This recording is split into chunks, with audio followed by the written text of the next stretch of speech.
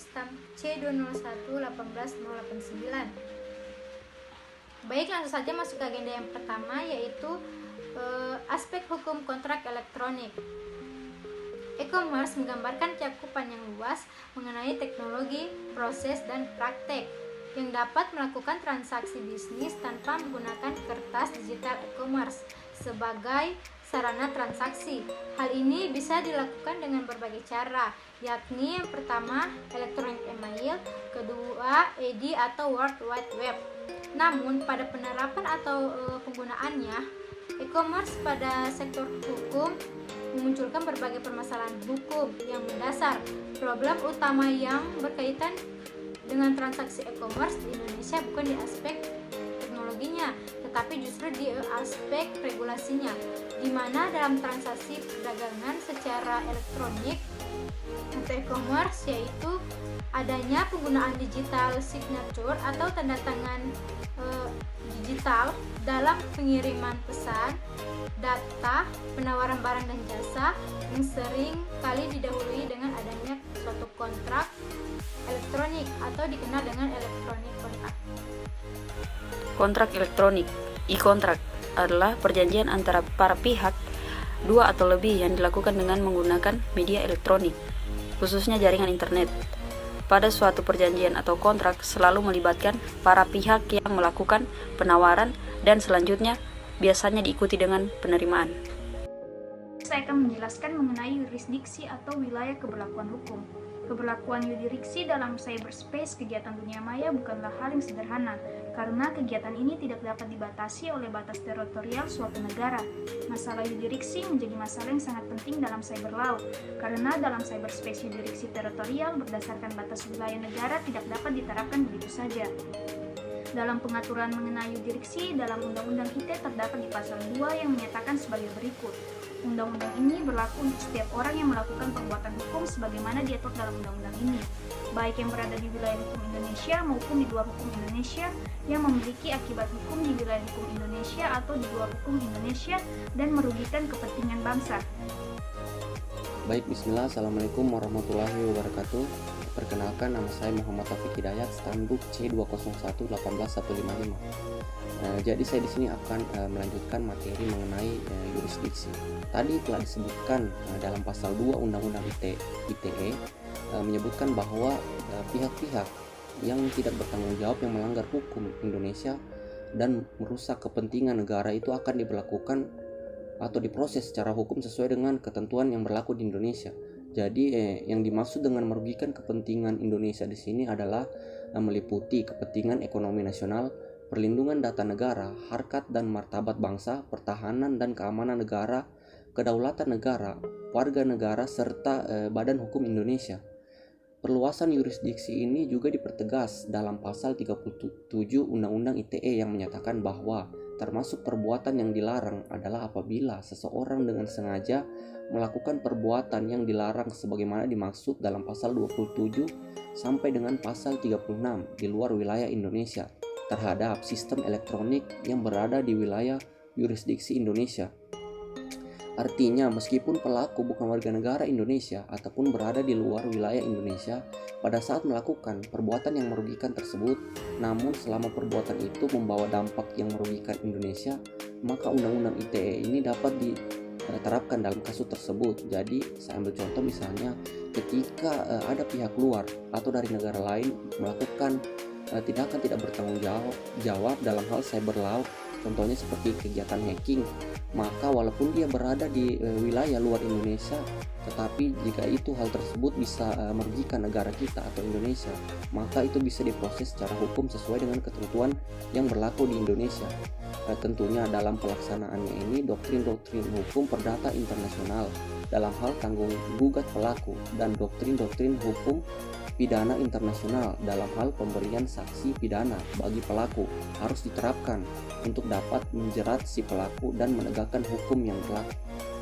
Assalamualaikum warahmatullahi wabarakatuh. Perkenalkan, nama saya Imade Winarsa Murti, Stambuk C201-18360. Di sini saya akan melanjutkan materi dari teman saya, yaitu pilihan hukum dan pilihan forum. Pasal yang berisi tentang aturan pilihan hukum dan pilihan forum terdapat dalam Undang-Undang ITE dalam pasal 18 yang isinya berbunyi. Yang pertama, transaksi elektronik yang dituangkan ke dalam kontrak elektronik mengikat para pihak. Yang kedua, para pihak memiliki kewenangan untuk memilih hukum yang berlaku bagi transaksi elektronik internasional yang dibuatnya. Yang ketiga, jika para pihak tidak melakukan pilihan hukum dalam transaksi elektronik internasional, hukum yang berlaku didasarkan pada asas hukum perdata internasional. Baik, untuk selanjutnya akan dilanjutkan oleh teman saya. Perkenalkan, nama saya Andi Raja Handayani, stambuk C201-18385. Baiklah, di sini saya akan meneruskan penjelasan dari Imade Winarshamurti tentang pasal yang berisi aturan pilihan hukum dan pilihan forum. Yang keempat, isinya berbunyi, para pihak memiliki kewenangan untuk menetapkan forum, pengadilan, arbitrase, lembaga penyelesaian sengketa alternatif lainnya yang berwenang untuk menangani sengketa yang mungkin timbul dari transaksi internasional yang dibuatnya. Yang kelima, jika para pihak tidak melakukan pemilihan forum sebagaimana mesti yang dimaksud pada ayat 4, yaitu penetapan kewenangan pengadilan, arbitrase, lembaga penyelesaian sengketa alternatif lainnya yang berwenang untuk menangani sengketa yang mungkin timbul dari transaksi internasional yang dibuatnya. Yang kita ketahui bersama, pilihan hukum dan pilihan forum dalam kontrak bisnis internasional didasarkan atas asas kebebasan berkontrak dan kesepakatan para pihak. Salah satu batasan yang harus diperhatikan oleh para pihak adalah sistem hukum di masing-masing negara kontrak tersebut dibuat, yang disesuaikan dengan aturan-aturan hukum internasional. Secara umum, batasan-batasan pilihan hukum atau pilihan forum adalah batasan ditentukan dalam pasal 1339 Kitab Undang-Undang Hukum Perdata, yaitu tidak boleh bertentangan dengan kepatutan, kebiasaan, dan undang-undang, dan juga dengan sistem hukum yang berlaku di tiap-tiap negara. Apabila para pihak tidak menentukan pilihan hukum, saat itulah digunakan asas-asas hukum perdata internasional atau HPI untuk menentukan hukum yang berlaku terhadap kontrak yang mengandung unsur asing. Assalamualaikum warahmatullahi wabarakatuh. Nama saya Merlin L. Leonardo, stambuk C201-18634. Baiklah, saya akan melanjutkan materi dari teman saya. Pelaksanaan perjanjian jual beli secara elektronik. Dalam hukum perdata nasional Indonesia, syarat sahnya perjanjian diatur dalam pasal 1320 BW yang berisi 4 syarat, yaitu adanya kesepakatan antara mereka yang mengikatkan diri, kecakapan para pihak untuk membuat suatu perikatan, suatu objek tertentu atau objek perjanjian harus jelas dan dapat dilaksanakan, dan suatu kuasa yang diperbolehkan atau tidak melanggar hukum, kesusilaan, dan ketertiban umum. Keempat, syarat sahnya perjanjian ini otomatis juga berlaku dalam perjanjian jual beli dalam transaksi elektronik. Assalamualaikum warahmatullahi wabarakatuh. Nama saya Iwan Prayoga, stambuk C201-1818524. Nah, dalam keabsahan perjanjian jual beli secara elektronik juga dipertegas dalam pasal 47 Peraturan Perundang-undangan PSTE yang isinya 1. Transaksi elektronik dapat dilakukan berdasarkan kontrak elektronik atau bentuk kontraktual lainnya sebagai bentuk kesepakatan yang dilakukan oleh para pihak. Yang kedua, kontrak elektronik dianggap sah apabila 1. Terdapat kesepakatan para pihak, kedua, dilakukan oleh subjek hukum yang cakap atau yang berwenang mewakili sesuai dengan ketentuan peraturan perundang-undangan, yang ketiga, terdapat hal tertentu, dan yang keempat, objek transaksi tidak boleh bertentangan dengan peraturan perundang-undangan, kesusilaan, dan ketertiban umum. Assalamualaikum warahmatullahi wabarakatuh. Nama saya Marcelin Leonardo dengan nomor stambuk C201-18635. Baiklah, saya akan melanjutkan materi yang dibawakan oleh teman saya tentang perlindungan konsumen dalam bertransaksi elektronik. Hingga saat ini, Indonesia itu belum memiliki aturan hukum yang secara khusus mengatur tentang perlindungan hukum bagi konsumen yang melakukan transaksi secara elektronik.